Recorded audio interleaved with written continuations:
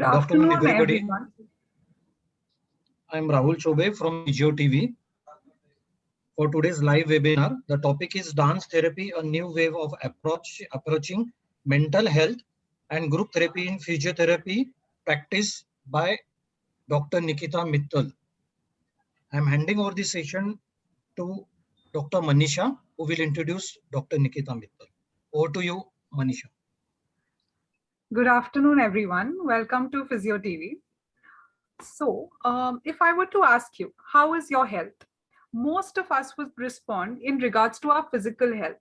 But according to the definition, aren't mental and social well-being also a very important part of our health? Our society has been a little ignorant towards the latter two. Although in the recent, it has come under some limelight, but there is a lot of talking and very less doing. And as therapists, we know and have experienced the profound effects that mental state can have on the symptoms of our patients. And more often than not, we find ourselves at loss of ways to help them cope. And dance therapy comes in picture here. It's literally use of movement to deal with our emotions. Talking about the current times, we are in a mental health crisis. This pandemic is uncharted territory. We all have experienced feelings of stress, uncertainty, anxiety, fear. And when patients come to us with aches and pains, all these layers are going to play a very crucial role in their way to recovery. Adopting a more holistic approach has become more important than ever right now. With all that being said, I'm honored to introduce our guest speaker for today, Dr. Nikita Mittal ma'am. So she has completed her post-graduation in neurophysiotherapy. She is the founder of DanzoFit and Life and Dance and the PG course coordinator of Dance Movement Therapy in Sancheti Healthcare Academy. Over to you, ma'am. Thank you so much, Manisha. And I'm privileged to have this opportunity to speak on Physio TV. Manisha, it's been a very exciting journey. And I think the way you introduced the session spoke a lot about what it actually is. And the entire hour can be dedicated to just elaborating on the definition. But I'd like to begin with a small correction. I have done my bachelor's in physiotherapy from Sancheti. I have not done my master's in neurophysiotherapy. I worked with pediatric patients for many, many years. And after which I have studied dance movement therapy in the US. And so per se, my entire career exposure was always working with the pediatric population, right from my internship to my first job to my first business venture was completely based in the work of pediatrics. Now, all of us who have worked in pediatrics know really well that it can be an extremely physically and emotionally challenging space of work. Not only because it requires a lot of effort physically, but also you are very emotionally invested with your patients. One such occasion happened to me in the year 2006 when I was already 4 to 5 years in the space of pediatrics. I was running a clinic in Pune, and 2008, sorry. And I felt extremely emotionally drained and fatigued. And I felt for the first time feelings of, I don't want to go to work today. I would find excuses to change my appointments or to cancel my patients. And that juncture of my life, I felt that I needed to do something more. And that is when I bumped across the word dance therapy. I primarily was always a passionate mover. I was extremely fond of dancing. I loved. Manisha, are you there, or are you going to keep your video off because this is feeling kind of like a monologue? I'd love. No, I'll keep it on. Thank you, because anyways, this whole quarantine, we are alone all day. I've locked myself in the room so I can have this conversation. And at least in the Zoom meetings, can we see a couple of faces? It just feels like a conversation. Okay, so I started using dance in very simple ways with children in my clinic. And once that started happening, the mothers would say, can we do this more often? I felt that my child was happier. I felt I was happier as a mother when you did that dance session. And we did group dance movement therapy where some children were ambulatory, some were on wheelchairs, some were on walkers, and some were probably completely independent walkers. So this experience was my first stint of using movement in therapy. Now, I want to begin firstly by saying that all physiotherapists are also movement therapists. They may not be dance movement therapists, but we use movement as our primary tool for alleviating physical and the other symptoms that we deal with, like pain or lack of range of lack of motion or lack of strength, improving the patient's overall well-being using movement. So we are primarily movement therapists. The only angle that we use for movement therapy is physical rehabilitation. The other angle that gets added, or perspective that gets added in physical rehabilitation in DMT, is emotional and social rehabilitation. So we are not doing something that's completely alien, because dance per se as a word has been associated with Bollywood or performance. Dance has been overly stylized. We assume that everybody cannot dance. But that is why the word movement is being used, because we are trying to say that this is about specially using the simple and universal language of movement. You and me have those movements already part of our body. Just that we're using it in a very limited way. And a dance movement therapist will help you open your body, probably expand some of your movement repertoires, and improve your movement vocabulary. The second thing that comes into play is, what are the side effects of moving? Is that it releases certain emotions which are deeply suppressed and embedded in our body. Now, this is where some training, a physiotherapist can go through some training to understand what are these emotional processes, how does the mind participate in this whole process, so that she can use or he can use some of the dance movement therapy approaches in rehabilitation. So I'm kind of going to take a step back and uh, invite you to ask me a question, or ask me questions that you think physios would have about dance movement therapy and how it can actually enhance and open the horizon of practice for all of us.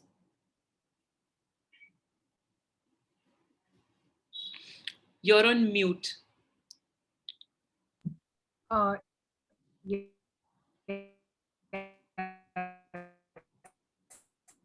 I'm sorry, Manisha, your voice is cracking a little.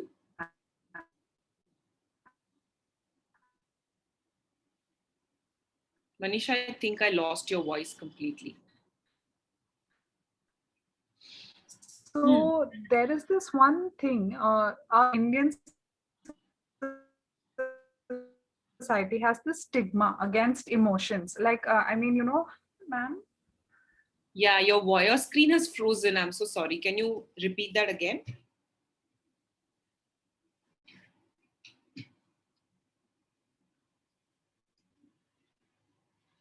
Okay, since Manisha's screen is frozen, I'm going to kind of assume her question and continue from where I stopped. So the first thing I'd like to say is dance movement therapy is the psychotherapeutic use of movement to help in physical, emotional, social rehabilitation of an individual or a group. Now, how does this relate to a physical therapist? The way it relates to a physical therapist is that generally we as physiotherapists have already been exposed to this vast population of patients who come to us citing pain as one of their primary complaints.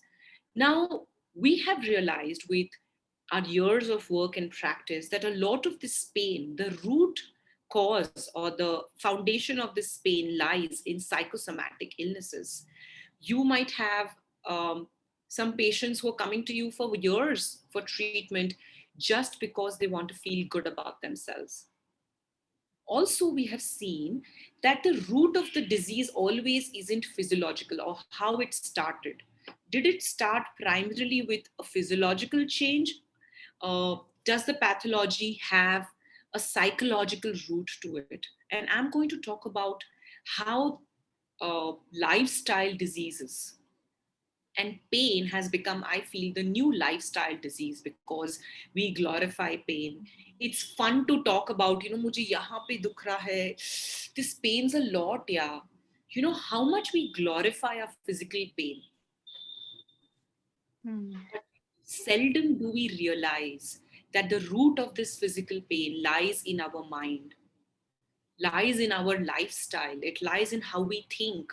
Am I somebody who's a personality who's always worried, who's very angry, who has become an invitation for a lot of negative emotions, or a patient who has a past or a trauma that I'm not able to put into words, or I haven't emotionally resolved that trauma? It could be a familial, it could be financial, a social trauma, personal trauma, a childhood trauma, which I haven't resolved, and I have allowed that trauma to sit in my body. Coming from the science of the mind, our emotions are never buried dead. They are buried in our body alive. So if today Manisha has had a deep psychological hurt, probably it could be a negative body image. And people for years have been telling me something negative about my body. That repetitive insult to my self image is stored deep in yourself, like any disease becomes the root, and that emotion becomes the seat for other illnesses, and that illness could be amplified because you can see it. You can see there is acidity, there is fatigue, there is migraine, there is headache, there is back pain, there is repetitive illnesses. But what became the seed of that illness never gets reached up to. So Manisha will keep treating her acidity, she will keep treating her migraine, she will keep treating her joint pain, her back pain, or any other physical symptom without really going to the root of the cause. What happens is, using movement in the way a dance therapy session uses movement, it allows you to release a lot of these emotions from your subconscious, because your body is the store, it's the vessel. When you move that vessel in ways which are organic, which are functional, which are simple, it's almost like the opening of a volcano. Simple things like touch, like using my breath, like using my muscle connectivity, help the body and the mind to suddenly come together and make this whole, it's like almost a complex, the body mind complex. When they come together, they somehow start understanding that this needs to be removed. And that's the science of the mind. There are complete cycles, incomplete cycles, and incomplete cycles need to be released from the subconscious mind. I think I'm going to answer Rahul sir's question. How can dance improve mental health? So there are two things. We're talking about what is dance. If I can understand that dance is beyond technique, dance is not Bharatnatyam, dance is not Kathak, dance is not contemporary, dance is not Bollywood. We are talking about dance as the dance of my breath, or the simple movements of feeling like a bird or blossoming like a flower. This is the dance we're talking about. And when we combine dance movement therapy into the sessions of rehabilitation, we're allowing our patients to access something deep within them, which is causing disturbances in their mental health. So if stress is the trigger, then how to release stress? We cannot release stress by doing exercise, because exercise releases endorphins, but it does not address the very cause of that stress. Hence, you need a therapist to understand what is the cause. I'll give you an example. I'm working with somebody, say a patient, and she says, I have a lot of pain and I'm not able to do my daily chores. I constantly get these recurring pains. So if I am purely coming from the work of physical therapist, I would advise her to take some medication. I would advise her to take some, needling. What are the latest? You're talking about cupping, you're talking about exercise, you're talking about strengthening, improving her muscle flexibility. From a dance movement therapist perspective, I would ask her, how long have you had this pain? Do you remember something that helped, that caused this pain? And we would probably go back and she would say, it could be the work from home, long hours of sitting on the desk, and I'm a mother of 2 kids. So there could be a multifaceted, uh, you could say, causative factors, and it may not primarily be just physical pain. So I'm going to ask her, which are the parts of your body that right now feel pain? Oh, it's my neck. So let's reach out for the neck and let's touch. And find ways in which I can move to access that point of pain. Let's see what that pain feels like. Does it feel like it's a tight rope? Does it feel like it's a pokey fence? Does it feel like a thorn? I am just helping this client to access what is the emotion that's caused that pain. How does the pain feel? Does it travel? Does it feel? Does it have a color? Does it have a sensation? And can we use our bodies to now functionally open up and simply move in an organic way? Now, mind me, this does not discount that this patient probably needs sessions of physical therapy. But I am just bringing to light that only physical therapy sessions may not help her, because we are definitely dealing with the pain, but we're right now not able to understand the cause of the pain.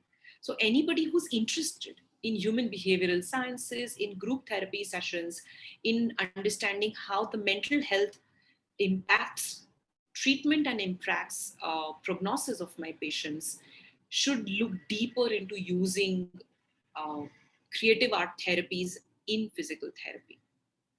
Like we used a lot of physical therapy, we use a lot of dance movement therapy in Sancheti for patients who were post TKR and post THR. Now, on the 4th day post surgery, when their pain was a little lesser, they were got into groups of 3 to 4, most of them on the wheelchair, and they were put into sessions. Things like, let me say my name with an action, with how am I feeling today? And she would say, me, Parvati. And there would be another man in the session and say, Lakshman. These simple actions were basically indications of how they were feeling today. The next prompt of question would be, how are you feeling? Are you feeling happy? Or are you feeling a little tired? And they would have to show it with their actions. Feedback from these dance movement therapy sessions with patients post TKR and THR were, we felt really good about ourselves. We felt much more confident to deal with our post-surgical impact, because that was one of our goals, to ask them, What are your plans post the surgery? How are you feeling? Are you feeling confident? Are you feeling tired? Are you feeling uh, insecure of how it will turn out for you? It's difficult for me to encompass the science of something that has been in existence for as long as physiotherapy. DMT also originated post World War II when it was used for war veterans in dealing with the psychiatric issues, PTSD, especially post war. Manisha, are you there? Yes, ma'am. Oh, So there is a question that has come up in the chat box. yes. So there is a stigma related to emotional health when it comes to Indian society. So how are we going to be able to sort of prompt patients in order to talk about their emotions, in order to express and deal with the physical manifestations of these emotional issues that they're having? Wonderful. Definitely, Manisha, there is still, especially when I am in medical care, when I am in traditional healthcare setups, those are places which are devoid of emotional conversations. Not to say that they're not humanitarian, but to say that they're not priority. When a old lady comes to me for knee pain, for arthritis, the primary reason why she's there is to reduce her pain, to improve her range of motion, to improve her strength. So that doctor patient relationship is devoid of an expectation of every day, especially how to have that conversation. I've been a physiotherapist and I know that we just don't have the time, we don't have the atmosphere to indulge so much emotionally because there is so much work in our country. There's the patient overload is so much more. What I want to bring into notice is that, but when these patients, when 20 of these patients from the knee club were taken in for a dance therapy session, they felt extremely ready to talk about their emotions. And they spoke about things like, we feel very lonely, we feel extremely rejected from society, like we are useless, we are not useful. We feel that nobody really, not many people care about us, so we only look for support from each other, because they were mentally prepared. So when I went into the session, I said, today we will do exercises, but we will do exercises with a difference. These exercises will be meant mansik. Mansik means mental, for your mental wellness. There are exercises you do for physical wellness, but today we will do some simple things for your mental wellness, because your mental wellness is extremely important and it directly impacts your body. How I feel has a direct impact on my body. If you're angry, your blood pressure increases. If you're depressed, your heart rate changes. If you're angry, or if you're harboring negative emotions of jealousy and hatred, it creates acidity.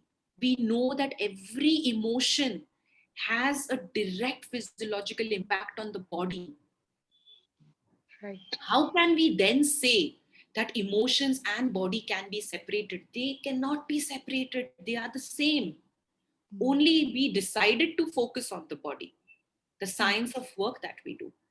So and truly, as you said, it's changing. In the current situation, people are much more accepting to discuss happiness and joy and peace and calm as essential ingredients to a great life. Only physical wellness is not the definition of having a happy or a complete holistic approach to living. Hence, only going to the gym is not going to be enough. That is for physical health. What am I doing every month, every week, at least once a month, once a week, for my mental health? Because I bathe every day. There is not mud on me every day. I'm not filled with mud, but I bathe every day for physical cleansing. Even though I'm not filled with filth, I do it as a ritual. कि करना है to feel fresh. Do you think your mind is not accumulating filth? Do you think the pandemic or our daily life is not accumulating stress, anger, suppressed emotions, rejection, feelings of failure, feelings of I'm not good enough. Our mind is every day filling itself with this filth. But what am I doing to cleanse myself of the mental filth I'm accumulating? I'm waiting for a volcano to erupt one fine day and have a nervous breakdown or have diabetes or have hypertension because that is the only outlet available for your mental stress or garbage. Right. Okay, ma'am. So, this all makes sense. Everything that you said, that it is very important to look into our mental health. Yes, it's very important to look into our mental health, to clear off and to, clean it before it could lead to a physical manifestation. But now the next question that comes is, like you said, that we can use it for patients who've been in surgery or patients who are having knee pain, shoulder pain. Could you give us a few examples so that it's more clearer in our head what exactly is happening when we are talking about DMT? Sure. Hmm. So I've had the great fortune of being able to work in pediatrics. So let's talk about pediatrics first, and then I'll talk about all the other areas of how using DMT in our different setups can be useful. In pediatrics, it's great as a diagnostic and a treatment measure. Diagnostic because you can identify what are the emotional and mental and intellectual disturbances or disabilities the child is having, along with the physical disturbances. So, especially in group therapy, you can understand, is this child harboring feelings of low confidence, being introverted, not being able to participate, not being able to have receptive language or expressive language, not having the confidence to express himself or work in a group setting, because most pediatric patients have been isolated in their own little world. You can understand from a group setting about body awareness, body image, all the things that we talk about, when it comes to understanding the concepts of alphabets, concepts of shape, concepts of numbers. So it's wonderful. You can also understand a lot about behavioral disorders when you're working in a group setting with children. I'll move a little faster because I see that there's lots to cover. There's a question I read about autism. Now, one of the vastest area of work done in autism is DMT and autism, because autism basically has all the issues which are neurochemical disorders but are manifested in the body. And as such, we do not have many medications or drugs or established treatment methodologies to say that this is going to work for autism. But because of the primary movement based issues, the repetitive movement or the self destructive behavior or the only language available for an autistic child is non-verbal, because they're not verbalizing any of their um, issues, or communication is generally missing, expressive speech. Movement therapy harbors non-verbal therapies. So it's basically primarily non-verbal. So the therapist can empathize using movement and make the patient feel like I am with you. Because we don't use words, we don't use language. We're not expecting the autistic child or patient to listen and respond. I am with you in your movement. And there's ample amount of research to show how, in attuning to the movement of my patient, I will be able to find a way to enter into his or her world and be able to create the necessary change. The other thing that works wonderfully with autistic kids is proprioception. And dance movement therapy uses a lot of props.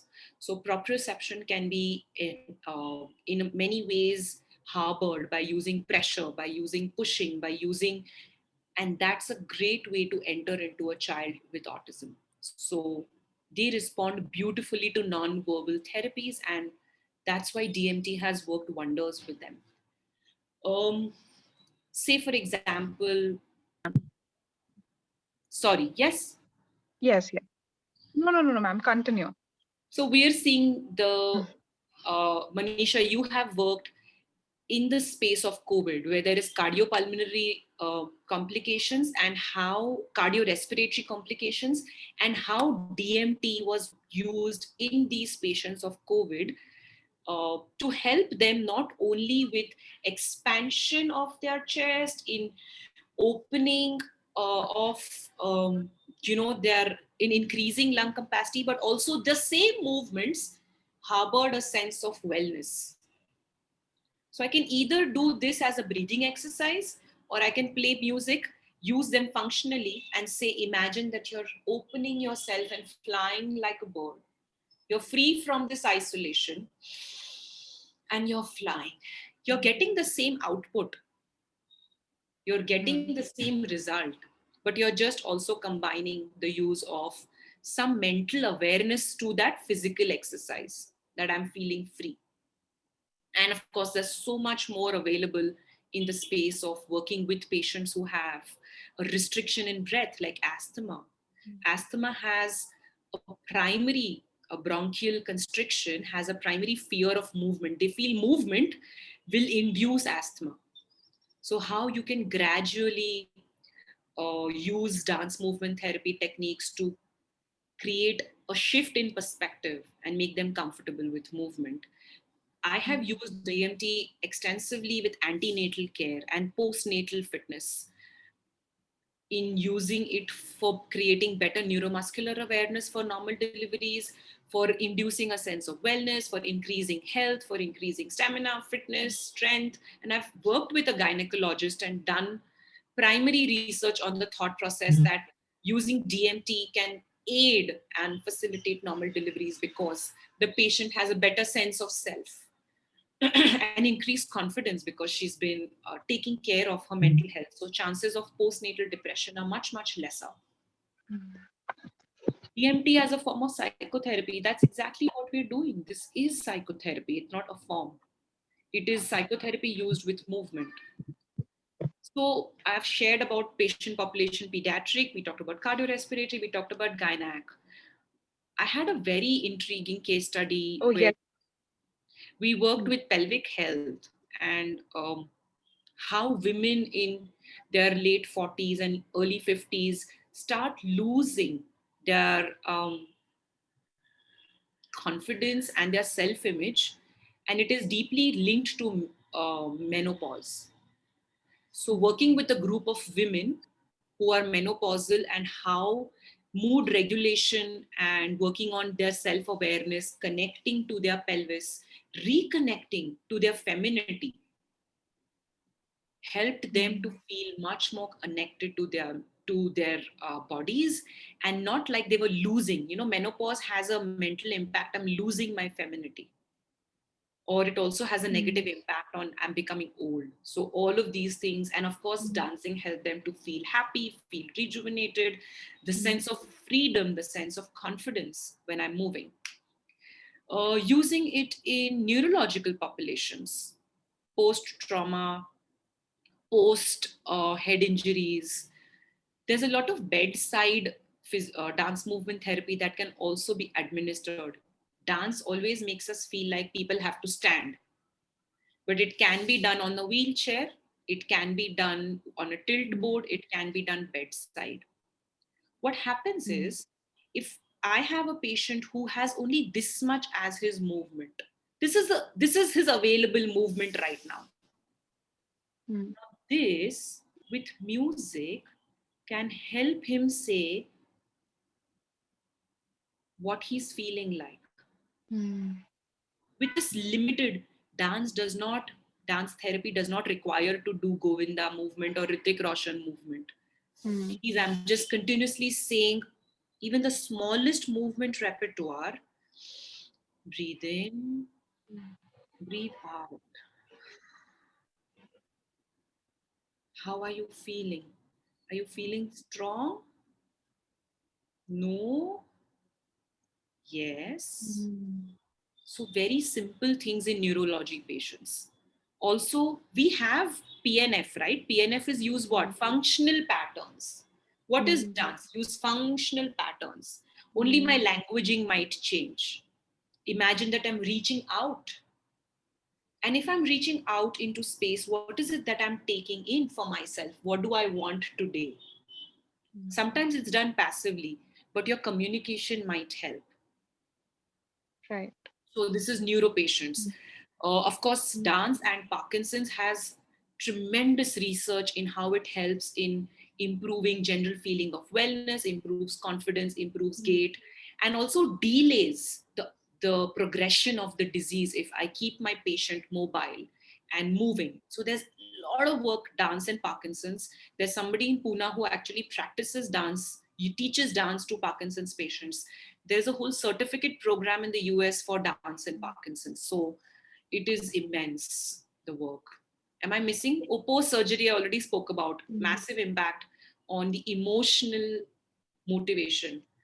I used it on my, I think I've also used it on cancer rehab tremendously, and it worked wonders in cancer hospital in command hospital, and otherwise in my private practice. So that's a lot, Right. Manisha. I'm already feeling this is too much information. Okay, ma'am. It's like you. So my next question to you was research and evidence, but you've already spoken about it, and now we can physiotherapy is an evidence-based practice. So now we have a lot of evidence for dance movement therapy, and it can be incorporated in physiotherapy for better benefits. Now, there is one question that I'm repetitively asked. You said that as a patient, even if my movement is very little, I will be able to take part into a therapy session and benefit out of it. But as a therapist, if I want to be a therapist, am I supposed to know, or am I supposed to have the skills, to be a good dancer as well? Is it okay if I dance funny and yet, can I be a therapist, or that's going to be a drawback? Okay, let me just go back a little because I'm seeing a lot of questions about the research and evidence. It's very difficult for me to state all the evidence and the articles I have on cancer rehab, on autism rehab using DMT, on working with depression, working with all kinds of healthcare issues or conditions which we work with. So definitely please reach out to me personally if you're interested in getting to know more research. I will be very happy to furbish all the research material. So Manisha, as a physiotherapist, because movement is your basic tool, movement is your friend, movement is your best friend, and you prescribe movement as a way to help people rehabilitate, I would say that anybody who is comfortable moving and is not very conscious and hesitant can pursue DMT and get the basic skills required to become a dance movement therapist along with their physiotherapy. So you can find out courses and mentors and teachers in your particular field. You don't probably have to go through the entire 2 years master's degree. You may. So Manisha has been behind me to take a certificate program for physiotherapists and occupational therapists on how to use DMT in the physiotherapy background. So we're working on it, but yes, you must have some basic love and affinity for movement. Comfort also. Yeah. So now, if all our viewers, I think everybody must have been engaged by now and they really want to know more about dance movement therapy. So could you give us a little guidance on how to get into dance movement therapy as a physiotherapist? So if you are in the US, there are 4 to 5 master's programs available. There is a Drexel University, there's a Pratt University, there's one in Columbia, there's one in Chicago. There are 2 colleges in Boston actually. So the website is adta.org, www.adta, American Dance Therapy Association.org, which has all the information for the courses happening in US. If you're in the UK, I think it's European Dance Therapy Association, EDTA. You just search. If you're in India, we are super blessed. Me as an alumni for Sancheti, I cannot stop bragging about it being one of the first and the only master's program in dance movement therapy in the entire Asia is now run by Sancheti Healthcare Academy and me, which is approved by the Pune University. That's the first course in the entire Asia to be a master's in dance therapy.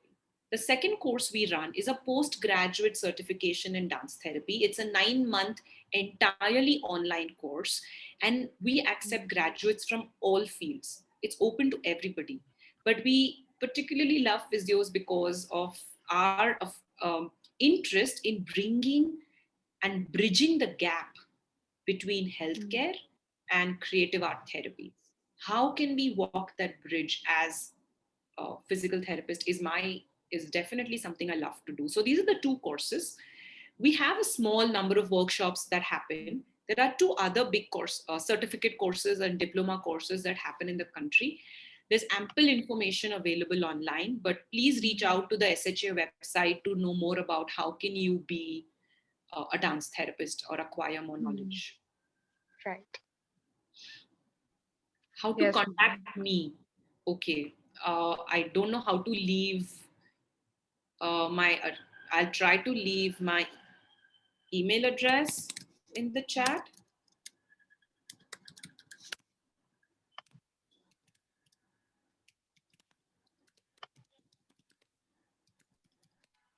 I'm also accessible anywhere, anybody in SHA. I go there very often, so just reach out, Apurva sir, or anybody in SHA has my number, and it's very easy to get in touch with me. So this is any other questions that you had? I'm trying to read through the chat questions. Yes, ma'am.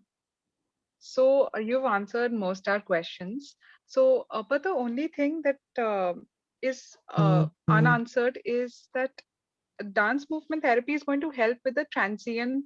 Is it going to be transient or is it going to be long lasting? Like the effects of it on emotional health. Very nice question, Manisha. Just like exercise, there is a process, right? I run 2 fitness studios in Pune, and many people say, "Mujhe na ek mahine mein na mere behan ki shaadi hai, I want to lose 10 kgs." And I always tell them that you should just live on air for 1 month, because exercise is not going to give you such results. 1 month is my body preparation time. Then in the second month, you might see some positive changes in your mind and body.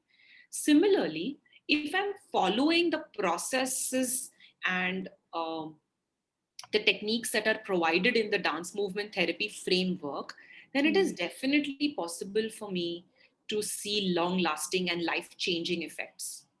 It is not a feel good. Anything that is feel good is euphoria. Therapy is something that creates affirmative changes in the human being's psyche. That is why it's called therapy and it's not a dance class. So the way therapy is administered and the way the process is followed is that by the time I have assigned my patient a discharge, I have made sure that the patient has acquired coping strategies, has acquired enough emotional stability to be able to function independently in society. So the effects are extremely deep because it's therapy. It's not something I do for entertainment. Yeah. Thank you, ma'am. Thank you so much. You've answered all our questions. Okay, there's one question about what are the negative impacts of DMT. Very cautious to say that if I'm not trained well enough thing, and I work with patients who have deep psychological pain and suffering, and I just do something and I bring all that emotional content up for them, but then I don't know what to do with it. It can be very harmful to the patient, and hence I recommend that every dancer is not a dance therapist. You need to go through the formal training to understand how to deal with all the emotional content that comes up for patients. So don't just do your traditional dance techniques and think it is therapy, number one. Two, please be trained enough to know that if emotional content, if somebody starts crying or they start really having behaviors which are depressive, or they go inwards, they feel extremely tired, these are all signs that the patient hasn't been brought back to a grounded feeling. They are still in an emotional upheaval. These patients or these clients can tend to uh, demonstrate harmful behaviors if not dealt with appropriately.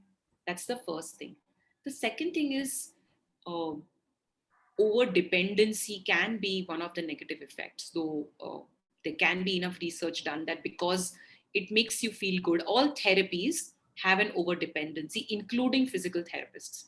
We become like the quick fix mechanism that physiotherapy jayenge to theek lagega. Same thing is possible with DMT. Okay. So, ma'am, apart from all this, is there any contraindication in regards to the patient when it comes to dance movement therapy? Like a certain population of patients that cannot be targeted? Like, I think current situation, if the oxygen saturation is below 93, please don't do dance movement therapy because you don't know how quick it's going to fall. So look at that. Look at patients who have extreme blood pressure or extreme issues of lack of balance, proprioceptive and balance issues. Then see, if you're not aware of these things, then it can be very harmful. If the patient has vertigo, and you intend to do very quick neck movements, then it can cause a vertigo attack, or it can trigger a vertigo attack, and there can be a fall.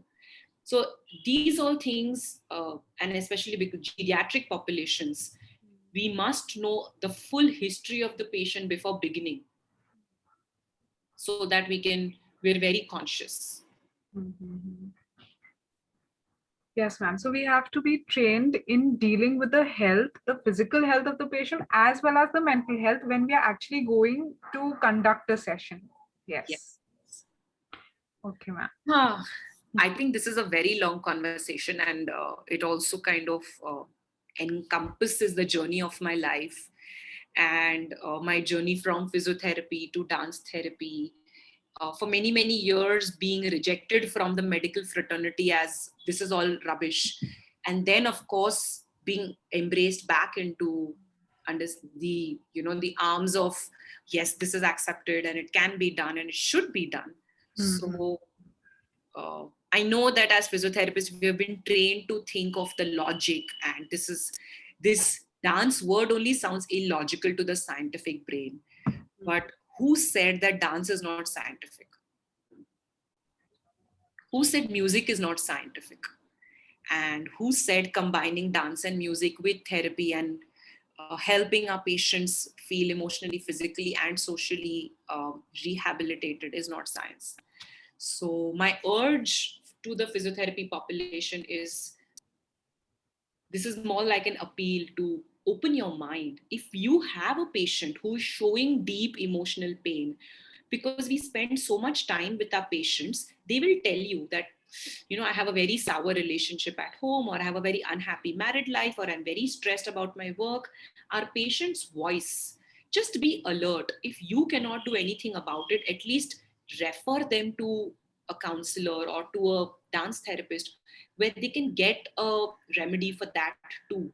So you can save a lot of time from being lost if you are keenly present and listening to what your patient is telling you.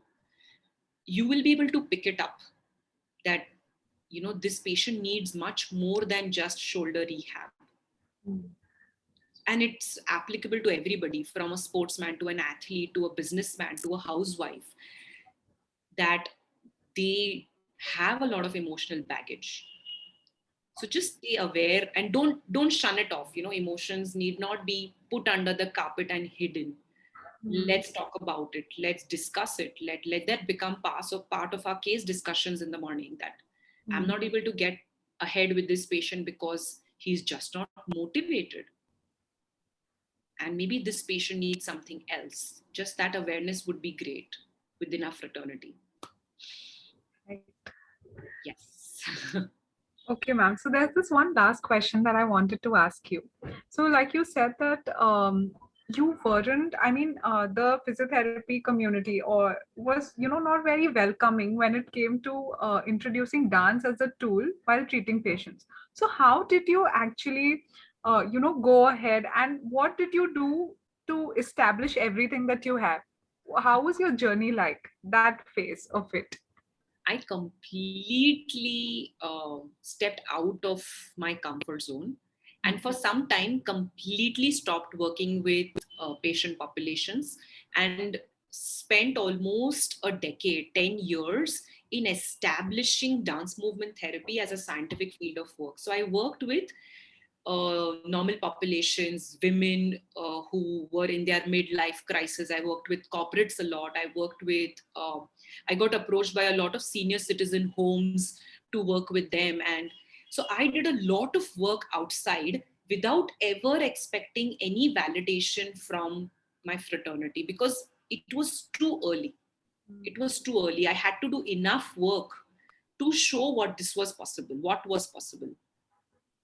After almost a decade of doing work outside the population, I gathered the courage to kind of consolidate all of that, approach Sancheti, have Manisha ma'am as a leader who's extremely artistic and who sees the value of art was my biggest blessing because she completely saw it, she understood it. And she said, yes, we have to do this. And she's been so integrally compelling about this. And she's also spent enough time telling the physiotherapy teachers, professors, you have to do this, you have to do this. Come on, you all have to open your minds. And it has helped. So having a leader who's very open-minded and artistic, that was one, at the top of the institute. Number two, me completely staying out for a long time and not expecting validation because I just wanted to do my work and I was very happy. I traveled the country to do corporate trainings and stress management and well-being using DMT. And today when I talk to physiotherapists, I tell them this ergonomic advice has become so repetitive and boring. Can you bring some fun in your ergonomic advice? People can sleep watching those presentations. So my endeavor is to make physiotherapy more fun, more accessible, more. I'll end with one very controversial thing. Manisha, if you're a physiotherapist and you get invited to a corporate and there is a Zumba instructor next to you in that, who do you think will be called? The Zumba instructor or you? The Zumba instructor. Because that's a fun activity to do. Instead of listening to what I'm going to say, they probably have listened to it so many times before. And it's available everywhere. And the Zumba instructor is called, paid more than us, glorified, like it's almost like they did something big. I, as a dance movement therapist, sometimes have been paid as much. So my one physiotherapy session would be 500 rupees at a home visit many years ago into 10 for 2 hours of dance movement therapy. We can do so much more. And that Zumba instructor has not studied as much as you have. She does not have the scientific knowledge of exercise physiology, muscles, bones, and the whole thing. But because her offering is attractive and has fun in it, why do we have to be boring? Like that's just, like we can do so much more as a community and reach out and make our profession something which is the first choice for people to take up. Right. So That's it's it. dance movement therapy is not only beneficial for the patient, but also for the therapist. It's taking care of both. Absolutely. It's going to really be a great addition of skills. Rahul sir, you have my love and empathy and sympathy. That is the problem. Every marathon Zumba instructors are called. Why not a physiotherapist on the stage taking exercises, taking warm-ups, taking cool downs? We are so much more qualified. They don't have. Sometimes ask them what is quadriceps. I have 2 fitness studios. We just have to make a shift, a little shift. And that shift is what I'm talking about, of bringing. And I have been invited to the marathons. To my trainers have been at every marathon of Dance of It because of this fun aspect. But as a physiotherapist, हमको 5,000 मिलते, वो Zumba trainer को तो 50,000 पक्का मिल जाते. Yes, I think we should wrap this up. This has become too much. I don't know if anybody's ever going to listen to this, but it's been very enlightening for me. No, ma'am. It's too much information. No. Thank you so much. It has literally been a privilege to listen about this topic from someone like you who has been instrumental in introducing this tool in our field. So thank you so much. And I really hope everybody who is watching this right now is having this urge and this push to go ahead and explore what dance movement therapy is and accept this holistic way. I'm sure they will be inspired to do that by your journey also, and also by the work that you're doing. It'll be my honor because it's something that's very close to my heart, to take us from physical rehabilitation practitioners to holistic rehabilitation practitioners. And we'll be very glad to do that. Thank you so much for this opportunity from my alumni, from Manisha, who's already been through a lot of dance movement therapy work herself. So means a lot. Thank you to the entire team for being there and for all these mind-boggling questions. It means a lot. Thank you. So to conclude, I would like to thank Physio TV for hosting this session and for giving us this platform of exploring so many other things and having this open mind. And I would also like to thank our technical team for having our back. Their guidance is really necessary for us to sail through these sessions. And before signing off, I would love to thank our viewers. I hope you all keep connecting with us on this platform for coming sessions and events. And I hope you're inspired enough to actually take a step towards holistic therapy. Thank you so much. Bye, everybody. Thank you.